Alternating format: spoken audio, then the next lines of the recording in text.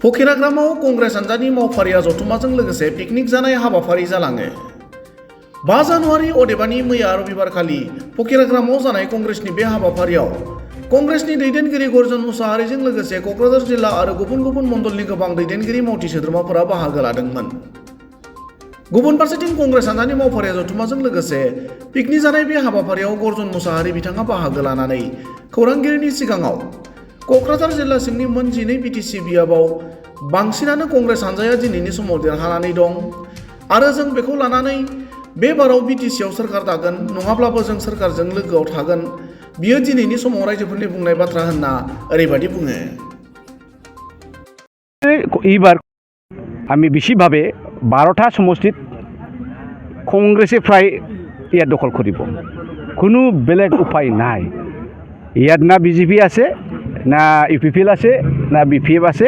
এইটো কংগ্ৰেছৰে ঠাই আগৰ পৰাই আমিহে দিছে বিপিএফক।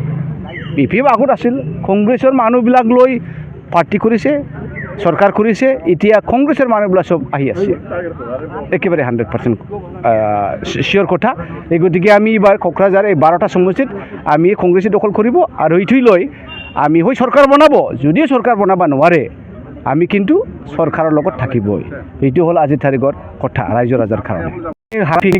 আৰামসে ফিগৰ থাকে মাছ থাকে মাংস থাকে আৰ মদ ছট থাকে ওই পিকনিকটো নহয় কিন্তু আমাৰটো এইটো এক্সটেন্ডেড এক্সিকিউটিভ কাম গেট টুগেদাৰ পাৰ্টি হে নববছৰৰ নতুন বছৰৰ এইখিনি আৰু আজি আমি ইয়াত খুবেই খুশি। আমি স্পেচিয়েলি কোকৰাঝাৰ জিলা আমাৰ জিলাৰ প্ৰেসিডেন্ট আছে আৰু জিলাৰ ইনচাৰ্জ আছে আৰু সকলে বিষয়বগীয়া আমাৰ বন্ধু বাহাৰুল। बेबादिनो फकिराग्रामल' कंग्रेस हान्जानि गुबुन सासे दैदेनगिरिया गोदान बोसोरनि हामलायथि बावहरनानै बे हाबाफारिनि सोमोन्दै ओरैबायदि बुङो।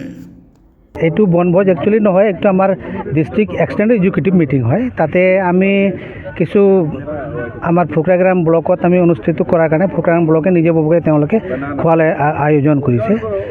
প্ৰথমতেতো মই আমাৰ গোটেই জিলাৰ যিবিলাক কৰ্মী আছে উপসভাপতিৰ পৰা আৰম্ভ কৰি সাধাৰণ সম্পাদক আৰু যিমান কৰ্মী আছে ব্লকৰ সভাপতি আৰু কৰ্মীসকল সকলোক মণ্ডলৰ আৰু বুথৰ যিবিলাক সভাপতি কৰ্মীসকল আছে সকলোকে মই নতুন বছৰৰ শুভেচ্ছা জ্ঞাপন কৰিছোঁ। আজি আমাৰ বিশেষ এইটো এটা আলোচনা হৈছিলে extended executive district executive extended executive committee আছিলে য'ত আমি অহা আমাৰ বিটিচি যিটো ইলেকশ্যন হ'ব ইলেকশ্যনত আমি যে 12টা সমষ্টিত আমি প্ৰতিদ্বন্দ্বিতা কৰিম সেই বিষয়টো আলোচনা কৰিছোঁ আৰু আমি দলটোক আমি আৰু শক্তিশালী কৰিবৰ কাৰণে আমি বিশেষভাৱে আমি আলোচনা কৰিছোঁ। সেইকাৰণে আজি আমি বহুত গুৰুত্ব সহকাৰে আমি আলোচনা কৰিছোঁ যাতে অহা বিটিচি ইলেকশ্যনত আমি ভাল ফল আমি আনিব পাৰিম। যদি আমি চৰকাৰ আমি গঠন কৰিব নোৱাৰোঁ তথাপিও চৰকাৰত আমি থাকিবৰ কাৰণে এটা আমি তেনেকুৱা চিন্তা চৰ্চা আমি কৰিছোঁ।